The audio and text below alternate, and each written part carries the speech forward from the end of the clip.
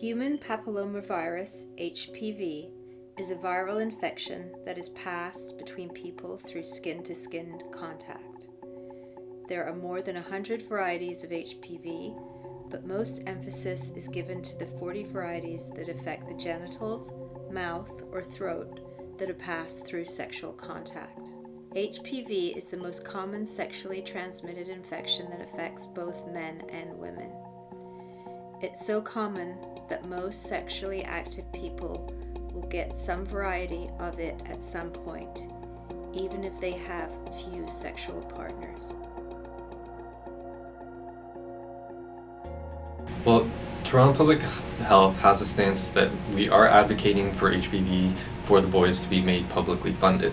At the Board of Health meeting where this report was presented, a couple of parents had actually come to speak to the Board of Health as to why they felt so strongly that their sons should be protected.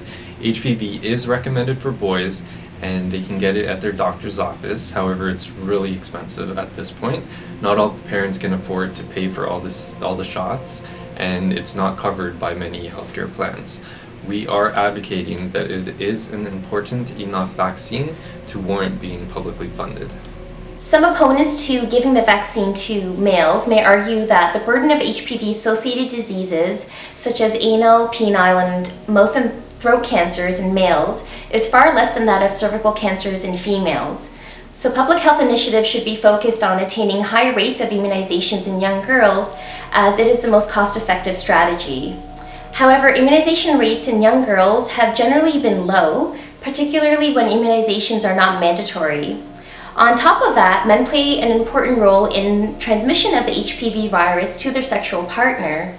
Covering only females would also not provide protection in men who have sex with other men, which can be a problem as HPV infections are strongly associated with anal cancers, and the rates of anal cancers have actually been increasing.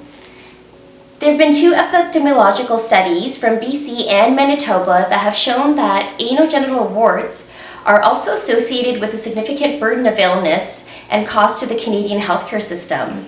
So for example, in BC, the incidence was found to be 1.26 per 1,000 population of people affected with anogenital warts. It cost about an average of $190 per episode of treatment, which translates to about $1 million in annual direct medical costs. Definitely in favour. I think that there's obviously been over the last maybe 10 years a move to ensure that teenage girls are vaccinated, and I feel as though there's maybe really strong evidence of the fact that that has will have very significant impacts upon that generation of girls as they become women and as they get older. I think we'll see really clear impacts upon their health, particularly in terms of obviously preventing cancers, for example. So I really 100% believe that the same investment needs to go into securing the future health of the next generation of boys and as they grow up into becoming firstly adults. The easiest ways to prevent HPV are to use condoms or to limit sexual partners. In addition, the CDC recommends the HPV vaccine for boys and girls age 11 or 12. Women and men get vaccinated until age 26. The vaccine is said to protect against the types of HPV associated with cancer and also to prevent some types that cause warts.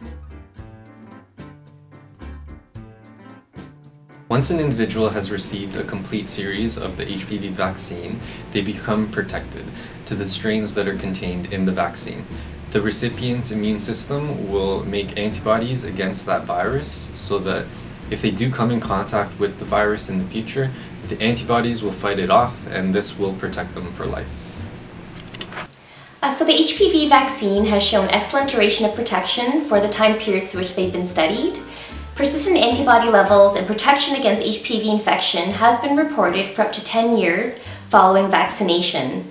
Having said that, the precise level of antibodies needed for protection against infection is currently not known. Also, one thing to note is that the immune response to vaccines are typically lower in older individuals compared to younger individuals, so the timing that someone receives a vaccine may play a role. So further data will be available as more female and male participants in vaccine studies are followed over time. Well, I think that the decision, which as a first stage in terms of change, I think it's fantastic that that particular generation of girls had that investment, and that's something that I experienced that change in the UK, not actually in Canada. I was still living in the UK when that started to happen in terms of my experience. I was working at a school at the time, so I can really clearly remember the point where the girls, it was the girls' school I was working in, the point at which they started to access these vaccinations. And I think that was obviously a really important move and a big change in itself. I think that the perception that investment only needs to be provided to girls obviously makes a lot of assumptions in a kind of heteronormative or gender normative way, and I think that there's just a complete denial, full stop, still anyway, about the sexual health needs and risks of young people who are or will discover that they're gay, and I think that there's just no understanding of, or really, even if there's an understanding, a complete inability to address those needs. So I think that it really comes from a place of denial or erasure of knowledge, if that makes sense, but the fact that there are young people who will engage in sexual activities that are not heteronormative, if that makes sense, that there are queer, trans and gay youth who need to have proper sex education for a start, but also need to have access to healthcare provisions like this kind of vaccine. About 75% of sexually active males and females will have an HPV infection at some point in their lifetime. There are over 140 HPV-related deaths per year in Ontario. The HPV infection can cause changes in the body that lead to cancer. HPV infections usually go away by themselves, but having an HPV infection can cause certain types of cancer to develop. These include cervical cancer in women, penile cancer in men, and anal cancer in both women and men. HPV can also cause cancer in the back of the throat, including the base of the tongue and tonsils, called oropharyngeal cancer. All of these cancers are caused by HPV infections that did not go away. Cancer develops very slowly and may not be diagnosed until years or even decades after a person initially gets infected with HPV. Currently, there is no way to know who will have only a temporary HPV infection and who will develop cancer after getting HPV. While providing the HPV vaccine to males through Toronto Public Health's vaccination program would support the principles of health equity, expanding the HPV program to males will provide important health benefits not only to the male population, but to society as a whole, by limiting and reducing the spread of infection and reducing morbidity and mortality due to cancer and costs to the healthcare system related to the diagnosis and treatment of genital warts and HPV-associated cancers.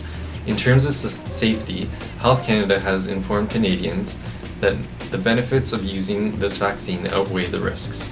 The overall evidence demonstrates that this vaccine can be safely used and that there are no new safety risks associated.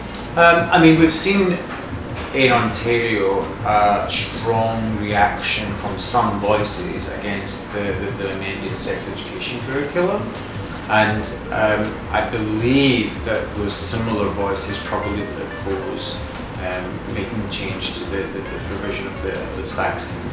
That, broadly speaking, might be cultural objections, it could be religious objections, and I think also just misinformation for a start.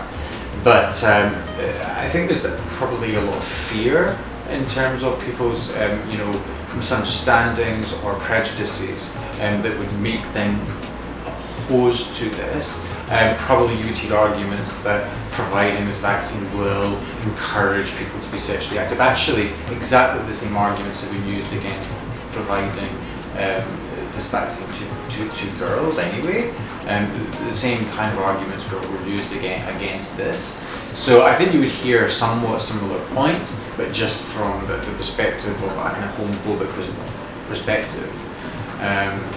So yeah, I think broadly speaking, those would be the kinds of objections, but I think that as has been happening with the sex education curriculum and in the efforts to make this vaccine available to the generation of girls who benefited over the last number of years, obviously clear promotion and education around facts, clear promotion and education around the need and the risks and the benefits and the lives that it will save, as obviously the approach that needs to be taken to counter those arguments.